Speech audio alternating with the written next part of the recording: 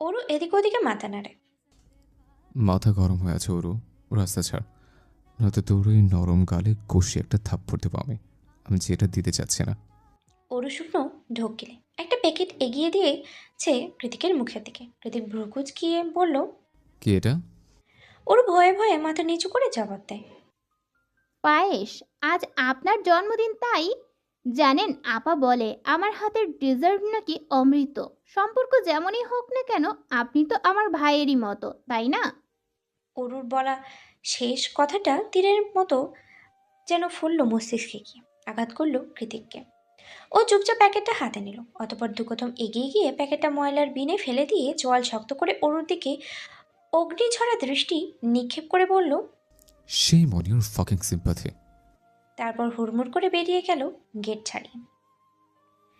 অরু এখনো একই অবস্থায় স্টান দাঁড়িয়ে।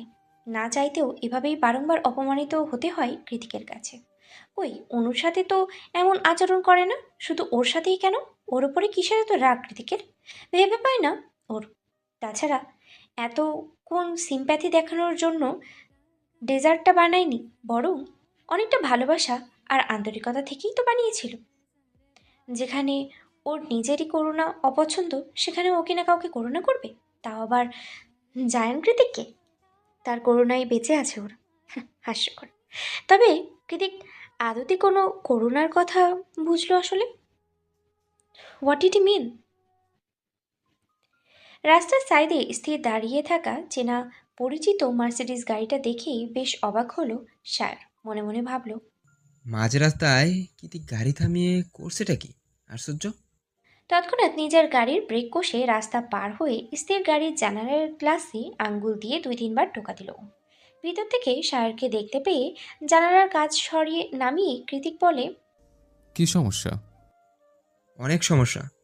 এই বলে গাড়ির ভেতরে এসে বসে পড়ে সায়র। গাড়িতে বসা মাত্রই কৃতিকের দিকে তাকিয়ে সায়র যা দেখলো তাতে আপাতত ওর চোখ কপালে। গাড়িতে ঢুকেই সায়র দেখতে পায় কৃতিক আরাম করে বসে বসে অন টাইম চামচ দিয়ে পায়েস খাচ্ছে। সায়র সন্দিহান হয়ে চোখ ছোট ছোট করে বলল, তুই এই রাস্তার মাঝখানে পায়েস কোথায় পেলি? কৃতিক খেতে খেতে বাম হাত উঁচিয়ে পেছনের ডাস্ট বিনটার দিকে দেখিয়ে দিল। কৃতিকের কথায় সায়র চোখ মুখ কুঁচকে ফেলল, অবিশ্বাসের সুরে বলল, কি? তুই ডাস্টবিন থেকে খাবার তুলে খাচ্ছিস? কৃতিক উপর নিচ মাথা নাড়ল। See Kritik, see! তুই এখনো এতটাও অসহায় হয়ে যাসনি যে ওখান থেকে খাবার তুলে খেতে হবে তোর। আমরা এখনো আসি কি করতে? বাই দ্য ওয়ে, আমাকে একটু দে। It's look yummy. Sorry bro, এটার এক চিমটি ভাগ আমি কাউকে দিতে রাজি নই। ইভেন কোনো দিনই না, পুরোটাই আমার। তারপর বিড়বিড়িয়ে অস্ফুট স্বরে বলল, ও পুরোটাই আমার, অনলি মাইন। সায়র বোঝার চেষ্টা করে বলল, তুই আবার ডেসার্টের প্রতি এতটা অপসেট কবে হলি? কৃতিক মনে মনে বলে, ঠিকই বলেছিস, শি ইজ মাই ডেজার্ট। কথাটা বলতে গিয়ে এক চিলতে মুচকি হাসি খেলে গেল ওর ডার্ক ব্রাউন ঠোঁট জোড়ে। তারপর আবারও তলিয়ে যায় গভীর ভাবনায় আনমনে বিড়বিড়িয়ে বলে, তোর আপা ঠিকই বলে, হার্টবিট। তোর রান্না করা ডেজার্ট অমৃত। কৃতিকের কথার টোন ধরতে পারছে না সায়র। ও কখনো এতটা নরম সুরে ঠোঁটে হাসি রেখে কথা বলতে দেখেনি কৃতিককে। জায়ান্ট কৃতিক অলওয়েজ স্ট্রং থাকতে পছন্দ করে, উইক বিহেভিয়ার ওর দ্বারা হয় না। তাহলে হুট করে হলোটা কি? ভাবছে সায়র। একমাত্র ড্রাঙ্ক হলেই এমন আচরণ করে কৃতিক। তাই উদ্গ্রীব হয়ে সায়র শুধালো। আরে ওকে ব্রো। কৃতিক কুটিল হেসে জবাব দেয়, one day you will meet Saman Shayar and it will literally take your breath away. তখন ভালো মন্দ ঠিক ব্যাঠিক উচিত অনুচিত কোনোটাই মস্তিষ্ক আটকায় না। যাই সে হৃদয় আটকায়, সেটা হলো কাছে পাওয়ার প্রবণতা, অ্যাট এনি কস্ট। তাকে চাই চাই। ইউ নো হোয়াট, আমি জায়ান কৃতিক চৌধুরীর মাত্র ডাস্টবিন থেকে তুলে এনে খাবার খেয়েছি। It was warm and I feel so much happy. Sayar ওর কথায় আগামাথা কিছুই বুঝতে পারল না। কার কথা বলছে ও? কেনই বা বলছে? আগে তো কখনো বলেনি। ইভেন প্রেম ভালোবাসা এই সমস্ত কথা শুনলেও রেগে মেগে আগুন হয়েছে, তো যেই মানুষটা, তার হঠাৎ হলোটা কি আজ? চোখে প্রশ্ন ছুড়ল সায়র। ব্রো, ওই ডেজার্টে কিছু মেশানো ছিল না তো? কৃতিক জবাব দেয় না, শুধু বাঁকা হেসে গাড়ি স্টার্ট দিতে দিতে আনমনেই বলে, ছিল তো, আমার হার্টবিটের ছোঁয়া, and it's my personal drug. সন্ধ্যা হতে না হতেই ঝুম বৃষ্টি নেমেছে আকাশ বাতাস ছাড়িয়ে। বাড়িতে বিদ্যুৎ নেই, মোম জ্বালিয়ে রেখেছে অরু। অনু একটু আগেই কল দিয়ে জানিয়ে দিয়েছে বৃষ্টিতে হসপিটালে আটকা পড়েছে, ও চিন্তা না করতে। অরু মাত্রই কথা শেষ করে উপরে চলে যাচ্ছিল, তখনই গেট খুলে ভেতরে ঢুকে বৃষ্টিতে ভেজা জুবজুবে হয়ে কৃতিক। মোমের আলোয় থরথর করে কাঁপতে থাকা কৃতিককে দেখে মায়া হলো অরুর। ও এগিয়ে গিয়ে কিছু বলবে কিনা জিজ্ঞেস করতে চাইল, কিন্তু তখনই সকালের সেই অপমানের কথা মনে পড়তে আবারও পিছুপা হয়ে বাড়ল নিজের ঘরের দিকে। তবে দুপা সিঁড়ির দিকে এগোতেই পেছন থেকে কাট কাট আওয়াজ ভেসে এলো কৃতিকের। দেখছিস, শীতে কাঁপছে, তবু টাওয়াল এগিয়ে না দিয়ে চলে যাচ্ছিস। আক্কেল কি পানের সাথে গুলিয়ে গেছিস? ওর একটু দীর্ঘশ্বাস ছেড়ে বলে, নিয়ে আসছি। উপর থেকে টাওয়াল নিয়ে এসে চেহারায় একটু রাগি রাগি ভাব করেই এগিয়ে যায় কৃতিকের কাছে। অরু টাওয়াল দেওয়ার জন্য হাত বাড়াতেই কৃতিক খপ করে অরুর হাত সহ টাওয়ালটা ধরে নেয়। তারপরে ওই হাত দিয়ে নিজের মতো করে চুল মুছতে থাকে। আরে আরে কি করছেন, লাগছে তো হাতে। ভাত তো আমার থেকে বেশি খাস, তাহলে লাগে কেন? খাওয়ার খোটা দিচ্ছেন? তুই আমার সব সম্পত্তি খেয়ে ফেললু, সেটা দেব না। কি বললেন? অরুর কথার পিছে কৃতিক কিছু বলতে যাবে, ঠিক তখনই দরজা ঠেলে অ্যালিসা, অর্ণব, সায়র, ক্যাথলিন সবাই এক সুরে চেঁচিয়ে বলে ওঠে, সারপ্রাইজ! ওইদিকে কারো উপস্থিতি টের পেতেই অরুকে এক ঝটকায় দূরে সরিয়ে দেয় কৃতিক। অরু মেঝেতে ছিটকে পড়ে, আর্তনাদ করে বলে ওঠে। আহ, আমার কোমর।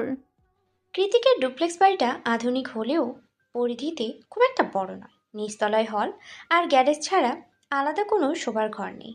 আর উপরতলায় একটা মাস্টার বেডরুম, যেটা কৃতিকের নিজের। অন্যটা গেস্ট রুম, সেখানে আপাতত অরুরা থাকে। এছাড়া একটা রুম রয়েছে, সেটা কৃতিকের ব্যক্তিগত জেমিনেশন সরি জিমনেশিয়াম। তবে এই পুরো বাড়িতে সব থেকে যেটা সুন্দর তা হলো দুই সাইডে দুটো টানা ছাদ বারান্দা, আর তার একটাতে রয়েছে মিনি সাইজের একটা সুইমিং পুল। ওই 2-3টে বাথটাবের সমান পানি হবে আর কি। মূলত এটা ব্যবহারের থেকে সৌন্দর্য বর্ধনের জন্যই বেশি তৈরি করা হয়েছে। সন্ধ্যা রাতে ফ্র্যাগ্রেন্স মোমের লালচে আলোতে পুলের অগভীর নীল পানিটুকু চিমচিম করছে। দেখলে মনে হচ্ছে কোনো জাদুকরের তন্ত্রমন্ত্রের ফল। তাতেই আপাতত পা ডুবিয়ে বসে আছে অ্যালিজা, অর্ণব, সায়র আর ক্যাথলিন। যদিও বাইরে হু হু ঠান্ডা, তবে সেটাই উপভোগ করছে ওরা। অ্যালিজা, অর্ণব আর সায়র হলো কৃতিকের বেস্ট ফ্রেন্ড, পরিবারও বলা চলে। ওদের সবার জীবনের কোনো না কোনো অপূর্ণতা দিয়েই ঘেরা। চারজনই পিছুটানবিহীন ছন্ন ছাড়া মানুষ। সোজা পথে না হেঁটে আঁকাবাঁকা পথে অ্যাডভেঞ্চারাস শিহরণ পেতেই বেশি পছন্দ করে ওরা। সামনে থেকে সব কিছু স্বাভাবিক মনে হলেও মূলত চারজনের জীবনটাই এক একটা গোলকধাঁধা, আর সেই কারণেই হয়তো ওরা সোলমেট। দীর্ঘদিনের বন্ধুত্ব ওদের। কৃতিক এখনও ভেবে পায় না ওর মতো একগুঁয়ে বদমেজাজি রকচটা মাথা গরম ছেলের সাথে ওরা এতগুলো বছর কীভাবে কাটিয়ে দিল, তাও উইথাউট এনি কমপ্লেন। চার বারান্দায় রেলিং ঘেঁষে দাঁড়িয়ে মেঘলা আকাশের পানে এক নাগারে নেকোটিনের ধোঁয়া ছড়াচ্ছে কৃতিক। সেদিকে মুগ্ধ নয়নে তাকিয়ে রয়েছে ক্যাথরিন। ক্যাথরিন হলো অ্যালিসের কাজিন, বয়সে ওদের থেকে বেশ ছোটই, অনুর বয়সেই হবে হয়তো। তবে কেন যেন কৃতিকের প্রতি তার অন্যরকম একটা দুর্বলতা। ওর কোনো বাইক রাইড কম্পিটিশন মিস করে না ক্যাথরিন। এছাড়া বাইক রেসিং ফ্যান ক্লাবের টপ ফ্যান ব্যাজও ওর দখলে, আর সেখানে কৃতিক থাকে সবসময় নাম্বার 1 ট্রেন্ডিংয়ে। মোট কথা, রাইডার জ্যাকের সব বড় ভক্ত ক্যাথরিন। যদিও কৃতিকের এসব বিষয়ে বিন্দুমাত্র ধারণা নেই। ও তো কেবল নিজের ছন্নছাড়া হৃদয়টাকে একটুখানি প্রশান্তি দেওয়ার জন্যই জীবনটাকে অযাচিত বিপদের মুখে ঠেলে দেয়। কেন যেন এই ব্যাপারটায় এক পৈশাচিক আনন্দ পায় কৃতিক। ক্যাথলিনের ভালো লাগার ব্যাপারটা অ্যালিসা সহ বাকি দুইজনই জানে, তবে বয়সের দোহাই দিয়ে কেউই খুব একটা পাত্তা দেয় না। আজ কৃতিকের জন্মদিন বলেই কেঁদে কেটে হাজারো অনুরোধ করে তবেই অ্যালিজার সাথে এসেছে সে। সাথে করে কৃতিকের জন্য গিফটও এনেছে, তবে সে গিফট এই জীবনে কৃতিক খুলে দেখবে কিনা বলা বাহুল্য। বৃষ্টিতে আটকে গিয়ে অনু এখনো ফেরেনি বলে সন্ধ্যা রাতে ওরও আর নিজের রুম থেকে বের হয়নি। তবে এখন তো বৃষ্টি কমেছে, আপা ফিরল কিনা তা দেখতে কেবলই রুমের বাইরে করিডোরে পা রেখেছিল ওরু। ঠিক তখনই ছাদ বারান্দা থেকে হাঁক ছেড়ে ডেকে উঠল অ্যালিসা। এই যে শোনো, আমাদের সবার জন্য হট কফি বানিয়ে নিয়ে এসো তো। অ্যালিসার কথায় বাদ সাধে সায়র খানিকটা গলা নামিয়ে বলে, ওই, কাকে কি বলছিস? ও কি সার্ভেন্ট নাকি? ও কৃতিকে স্টেপ সিস্টার। অবাকের চরম সীমানায় গিয়ে পৌঁছায় অ্যালিসা, বলল, কি বলিস কিন্তু কৃতিক যে বলো treat her like a servant. Sayar কটমটিয়ে কৃতিকের দিকে চাইল। সে এখনও ভাবলেশীন হয়ে একইভাবে দাঁড়িয়ে আছে। তারপর চোখ ঘুরিয়ে অ্যালিসাকে বলে, আমাকেও একই কথা বলেছে বাদরটা। বোনকে বোন বলে পরিচয় দেয় না? কতটা খারাপ ভাবতে পারছিস? ব্যাপারটা আন্দাজ করতে পেরে তখনই ওরকে নিষেধ করার জন্য করিডোরে উকি দিল অ্যালিসা, কিন্তু দেখলো ওরও সেখানে নেই। নিজের কথায় এই মুহূর্তে নিজেই লজ্জিত, তাই কৃতিকের দিকে তাকিয়ে কটমটিয়ে বলল, দাঁড়া, আমি দেখাচ্ছি ওকে। ওদের কথা শুনতে না পেয়ে অর্ণব গোয়েন্দাদের মতো সন্দিহান হয়ে প্রশ্ন শুনল, এই কি বলছিস তোরা ফিসফিসিয়ে? আমার নামে কিছু নয় তো, আমাকে নিয়ে কিছু বললে কিন্তু একদম পার পাবি না বলে দিলাম, সব বের করে ফেলবো। সায়র বিরক্ত হয়ে চোখ উল্টে বলল, ভুলে যাস না অর্ণব, তুই একজন হ্যাকার, কোনো ম্যাজিশিয়ান নস যে মনের কথা বের করে ফেলবি। ওদের কথার বহরে কৃতিকও এবার ঘুরে দাঁড়ালো। তৎক্ষণাৎ কথা ছুড়ল অ্যালিসা, যে কে অরু তোর বোন হয়, আগে বলিসনি তো। কৃতিকের সোজা সাপটার জবাব। বোন হয় না তে বলিনি। তাছাড়া ও কেন আমার বোন হতে যাবে? আমার বোন হওয়ার কি যোগ্যতা আছে ওর? অ্যালিসা পাল্টা প্রশ্ন করবে তার আগেই ট্রেতে করে সবার জন্য গরম গরম কফি নিয়ে হাজির হয় ওরু। ওরুর অবশ্য কফি চাওয়াতে তেমন একটা ইগোতে লাগেনি, কফি তো চেয়েছে। তাছাড়া বাড়ি বয়ে আসা সবাই তো মেহমান, এতটুকু নিঃসংকোচে করাই যায়। কিন্তু ওরুকে একজনের মোটেই ভালো লাগে না, আর সেটা হলো ক্যাথরিন। মানে ও এই ব্যাপারটা নিতেই পারছে না। যেখানে ও হাজার চেষ্টা করে তবেই কৃতিককে একটু চোখে দেখতে পায়, সেখানে এই ব্রাউন স্কিন লম্বা চুলওয়ালা মেয়েটা কিনা কৃতিকের বাড়িতে 24 ঘন্টা থাকে, দিন রাত কৃতিকের মুখোমুখি হয়, ওর সাথে কথা বলে হাসাহাসি করে। ব্যাপার ভাবতেই ক্যাথলিনের কেমন গা জ্বলে উঠল।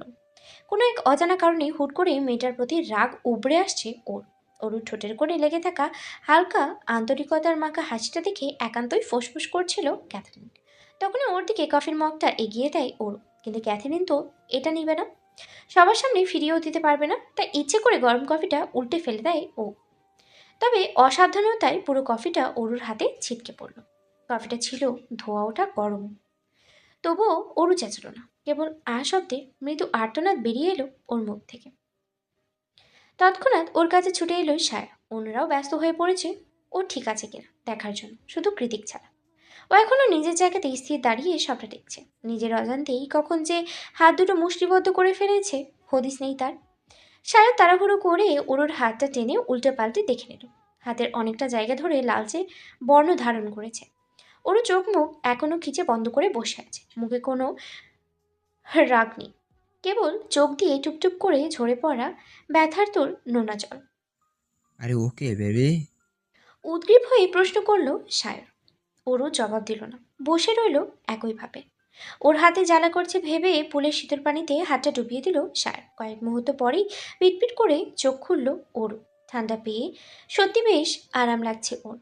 এদিকে অ্যালিসা ক্যাথলিনের দিকে চোখ পাকাতেই ক্যাথলিন এসে ক্ষমা চাইল ওরুর নিকটে। I am sorry Aru, I don't mind.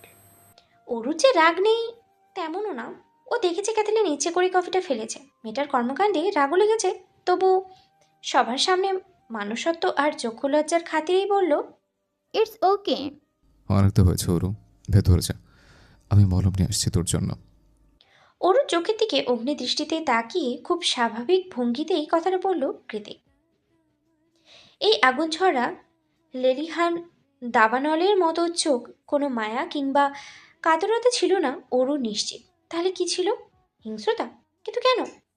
এত ভাবার সময় নেই, যেতে বলেছে যেতে যাওয়াটাই উত্তম, চলে যাওয়াটাই উত্তম।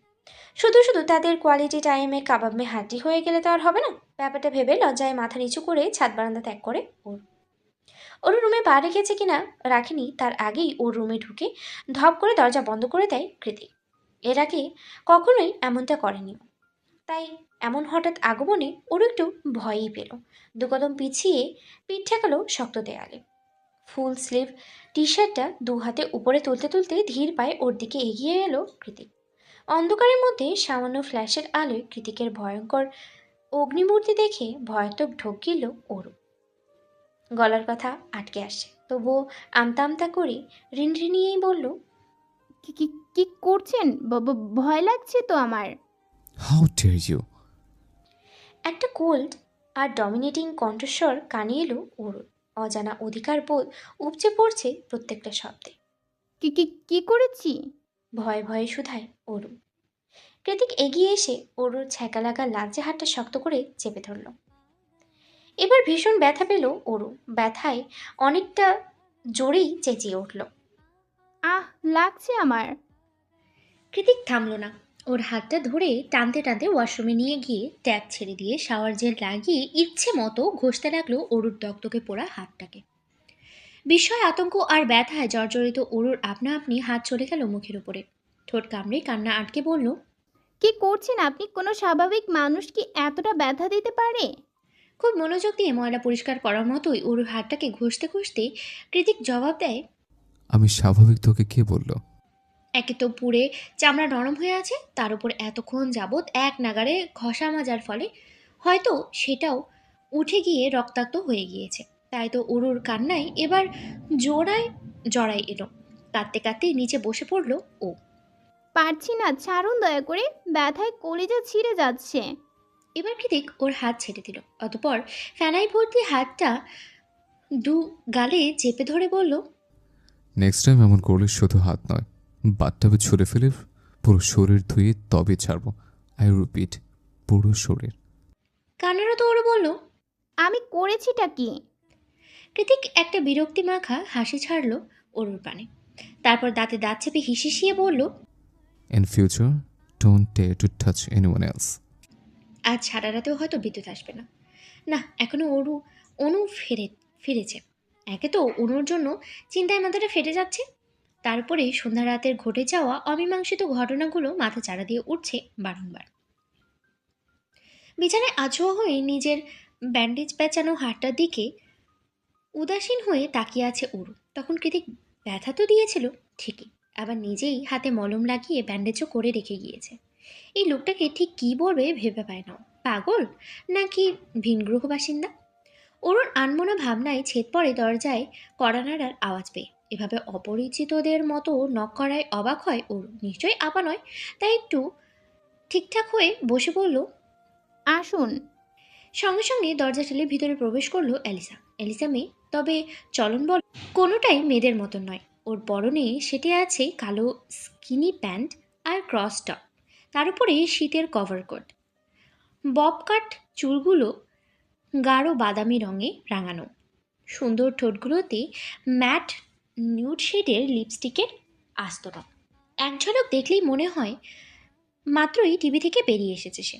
অ্যালিসার কৃত্রিম সৌন্দর্যের কাছে অরুর অপ্রাবৃত সৌন্দর্যকে নিছকই সাদামাটা আর ফিকে লাগছে।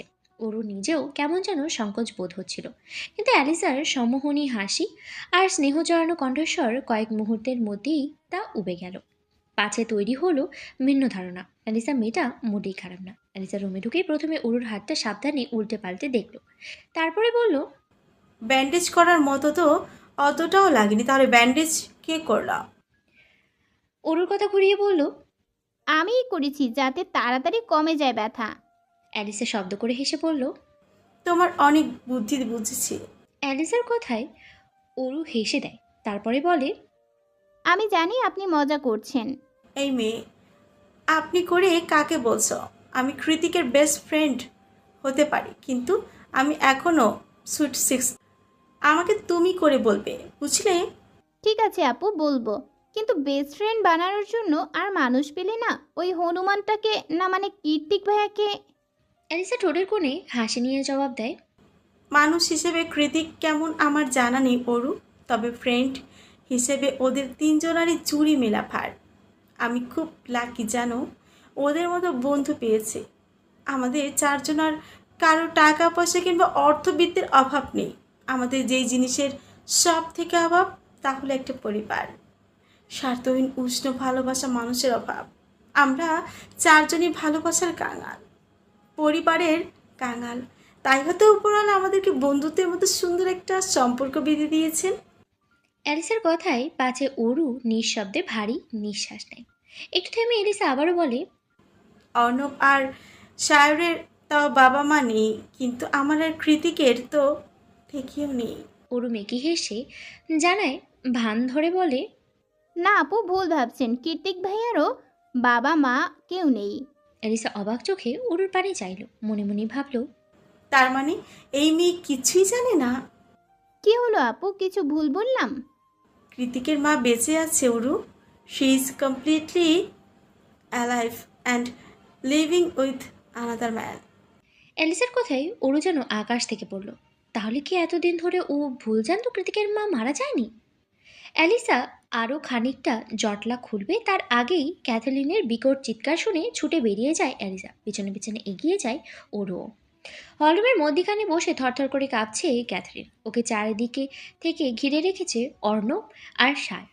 কৃতিক সেদিকে তাকিয়ে কাউচে বসে বসে আপেল খাচ্ছে। অ্যালিসা দোতলার করিডোর দিয়ে এক নজর বড় করে দৌড়ে নিচে নামলো। ওরও সেখানেই দাঁড়িয়ে সবটা বোঝার চেষ্টা করলো। কি হলো হঠাৎ ক্যাথলিনের? নিজেকে অ্যালিসা জিজ্ঞেস করতেই অর্ণব জানায় ক্যাথলিন হাতে ইলেকট্রিক শক খেয়েছে। হাতের অবস্থা বেগতিক, সেই সাথে পুরো শরীর থরথরিয়ে কাঁপছে। অ্যালিসা বলল, কি করে হলো এইসব ক্যাথ? ঘরে তো বিদ্যুৎ নেই। ক্যাথলিন কাঁপা কাঁপা গলায় বলল, আমি জানি না, জ্যাকি ভাইয়া বলছিল স্প্রেসো পান করবে, সেটা বানাতেই কফি মেকারের কাছে এসেছিলাম, তখনই। কথাটুকু শেষ করে আবারও হু হু করে কান্নায় ভেঙে পড়ে ক্যাথলিন। যে কি তুই আবার কবে থেকে শেষ প্রো খাস? আগে তো দেখিনি। নিঃসংকোচে আপেলে কামড় বসাতে বসাতে কৃতিক বলে, আরে ইয়ার, ঠান্ডার মধ্যে একটু তেতো কফি খেতে ইচ্ছে করছিল। তাছাড়া আমি তো আর ক্যাথলিনকে বলিনি, ও নিজে বলল। আমি ভাবলাম কফি মেকারটা তো অ্যানালগ, ব্যাটারিতে চলে, পরিষ্কার তো কিছুই নেই। অ্যালিসা আড়ালে নিঃশ্বাস ফেলে কিচেন কাউন্টারের দিকে এগিয়ে গিয়ে বলল, কোন কফি মেকার? আমি দেখি তো। সঙ্গে সঙ্গে ওর হাত টেনে ধরে অর্ণব। সচকিত হয়ে বলে, একদম না, তোর কিছু হয়ে গেলে আমি শেষ। আশ্চর্য, শেষ মানে? তাছাড়া আমার হবিটা কি? তোকে নিয়ে আমি কোনো রিস্ক নেব না, ব্যাস। অ্যালিসা নিজের দিকে হাত টেনে বলে, অর্ণব হাত ছাড়। না, ছাড়বো না। অর্ণব এই মুহূর্তে খুবই সিরিয়াস। অন্যরকম হলে হয়তো অ্যালিসার কথাটা শুনল, অন্য সময় হলে হয়তো অ্যালিসার কথাটা শুনতো। শায়র এদের সিনেম্যাটিক কাহিনী দেখে বিরক্তি প্রকাশ করেই বলল, গাইস প্লিজ, গভীর রাত হয়ে যাচ্ছে। ক্যাথলিন, বেচারিকে ডাক্তারের কাছে নিয়ে চল, ওকে চেক আপ করাতে হবে। ওরা সবাই চলে গিয়েছে কয়েক মুহূর্ত মাত্র। ওরও এখনও করিডোরেই দাঁড়িয়ে আছে। কৃতিক ওকে লক্ষ্য না করেই বাইরে গিয়ে মেইন সুইচ বোর্ডটা অন করে দিয়ে আসে। সঙ্গে সঙ্গে আলোকিত হয়ে ওঠে মাঝামাঝি সাইজের অত্যাধিক হলরুমের চারপাশ। ওর ভ্রুকুচকে মনে মনে আওড়ালো, তার মানে বিদ্যুৎ অনেক আগেই এসেছে। উনি সুইচ বোর্ড অফ করে রেখেছিলেন, কিন্তু কেন? ভোর হতে না হতেই গোল্ডেন গেট ব্রিজ দিয়ে ছুটছে গাড়ির ভোর। কেবল গাড়ি নয়, ফরেইনার, ট্যুরিস্ট থেকে শুরু করে স্থায়ী পথচারী সবাই গন্তব্যের উদ্দেশ্যে পা চালাচ্ছে আপন গতিতে। ফ্রান্সিসকোর ছোট শহরতলির ছড়িয়ে মূল শহরে পা রাখতেই কেবল মনে হয় যান্ত্রিক গাড়ি ছাড়া মানুষ পায়ে হেঁটেও পথ চলে। এছাড়া জায়গার ট্যুরিজম এরিয়া হওয়ায় সর্বক্ষণ লোক লোকারণ্য হয়েই থাকে। ছাদ খোলা মার্সিডিজে বসে দিগদিগন্তের মতো এদিকে ওদিকে তাকিয়ে মানুষ দেখছে ওর। যেন হাজার বছর ধরে এই প্রাণীগুলোর দেখা পেল সে। আর এমনটা হবে নাই বা কেন? গত 1 মাস ধরে এই নির্জন শুনশান বাড়িতে থেকে থেকে বিরক্তি ধরে গিয়েছে ওর। শুকরিয়া দেওয়া দরকার, টিকতে পেরেছে। বই কি অন্য কেউ হলে আলবাত পাগল হয়ে যেত। তবে ওরও এই মুহূর্তে পাগলের মতোই উদ্ভট চাহনি ফেলে চারিদিকে ঘুরে ঘুরে দেখছে, যেন পৃথিবীর মাটিতে আজই ওর প্রথম দিন। ওর কাহিনী দেখে কৃতিক হুট করে গাড়ির বাইনে প্রেস করে ছাদটা তুলে দিল। কৃতিকের এমন কাণ্ডে ওর মুখ কালো করে ওর পানে চাইল। সুন্দর ফর্সা চেহারার সাথে এঁটে থাকা তীক্ষ্ণ চোয়ালটা শক্ত হয়ে আছে বরাবরের মতোই। চোখের সৌন্দর্যে সামিল হয়ে আছে কালো রাঙা চৌকো রোদ চশমাটা। রাস্তা থেকে এক ধ্যানে তাকিয়ে থাকা থেকে শুরু করে এক হাতে ড্রাইভিং করা প্রত্যেকটা কাজেই উপচে পড়ছে নয়নকাড়া অভিজাততার পুরুষত্ব। এই পুরুষের প্রতি যে কেউ এক দেখায় ফিদা হতে পারত, তবে তার আচার আচরণ এর আর অমানবিকতা কেন, ভাবছে ওর। কারণ এই বাহ্যিক সৌন্দর্যের সাথে ভিতরের মানুষটার যে কোনো রূপ মিল খুঁজে পায় না ও। আমাকে দেখা বন্ধ কর, আমি ডিস্ট্রাক্টেড হচ্ছে। তৎক্ষণাৎ চোখ নামিয়ে নিজের হাতের দিকে চাইল ওরু। সফেদ রাঙা ব্যান্ডেজ হাতে নিয়েই আজ প্রথম দিন ভার্সিটিতে যাচ্ছে ও। আর এই ব্যান্ডেজ করার ক্ষতটা অন্য কারণ নয়, বরং ওর পাশে মানুষটা দারুণই তৈরি। যদিও কৃতিক সবসময় গোমরামুখী থাকে, তবুও রাতে সেই ভয়ার্থ কোল্ড হার্ট আর অগ্নিদৃষ্টিতে কৃতিকের সাথে এখনকার কৃতিকের দিনরাত তফাৎ। আজ প্রথম দিন, তাই কৃতিকের সাথেই যাওয়ার সুযোগ পেয়েছে ওরু। কারণ কৃতিক ওই একই ভার্সিটির প্রফেসর। তবে কৃতিক এটাও সাফ সাফ জানিয়ে দিয়েছে আজই ফার্স্ট আর আজই লাস্ট, এরপর আর কখনো ওরুকে নিয়ে যেতে পারবে না। তার বদলে ওরুর জন্য বরাদ্দ করা হয়েছে একটা ছোট্ট সাইজের প্যাডেল বাইক বা সাইকেল। সফেদ ব্যান্ডেজটা নখ দিয়ে খুঁজতে খুঁজতেই ওরু যখন নানান অযাচিত চিন্তায় বিভোর, ঠিক তখনই আপন সুরে বেজে উঠল ওর মুঠোফোনটা। কোনো এক কারণে অনেকটা তড়িঘড়ি করেই ফোনটা কানে তুলল ওরু। ওপাশের ব্যাগ থেকে কিছু বলার সুযোগ না দিয়েই ওরু বলল, হ্যালো নীলিমা, অবশেষে ফোন করলি তুই। জানিস কাল সারা রাত তোকে ফোনে কতবার ট্রাই করেছি, একবারও কল তুলিসনি তুই। ওরু যতটা উচ্ছ্বাস নিয়ে কথাগুলো বলল, নীলিমার কণ্ঠস্বর ছিল ততটাই নির্জীব আর ক্লান্ত। ও বলল, আমি বুঝতে পারিনি এটা তুই। তাছাড়া কাল সারা রাত হসপিটালে ছিলাম, ফোন হাতের কাছেও ছিল না। ওরু জিজ্ঞেস করে, কেন, কি হয়েছে, তুই ঠিক আছিস? হ্যাঁ রে, আমি ঠিকই আছি, কিন্তু তিথি। তিথি নামটা শোনা মাত্রই ওরুর মনে পড়ে যায় সেদিনের তিথির করা অজস্র অপমানের কথা। পাছে এসে ভর করে তিথির প্রতি একরাশ ঘৃণা আর বিরক্তি। তবুও কথা এগোতে জিভ দিয়ে সামান্য ঠোঁট ভিজিয়ে ওরু শুধায়। কি হয়েছে? নীলিমা কাঁদো কাঁদো গলায় বলে, জানি না ওরু, হুট করে আমাদের তিথির মতো চঞ্চল হাসি খুশি মেয়েটার সাথে এমনটা কেন হলো। কি হয়েছে সেটা তো বল। মাত্র একদিনে ওর সাথে অনেক কিছু হয়েছে ওরু। কিছু তুচ্ছ কারণে ভার্সিটিতে তিথির ছাত্রত্ব বাতিল করে দিয়েছে। আর ঠিক সেদিনই হুট করে ওর বাবার এত বড় পজিশনের জবটাও চলে গেছে। একদিনের ব্যবধানে ওর ক্যারিয়ার, ওর বাবার ক্যারিয়ার সব শেষ হয়ে গিয়েছে। তাহলে ওর মনের অবস্থাটা একটাবার ভাব। আর সব থেকে আশ্চর্য ব্যাপার হলো, তিথির বাবা জেকে গ্রুপের মার্কেটিং ডিপার্টমেন্টের কর্মকর্তা ছিলেন।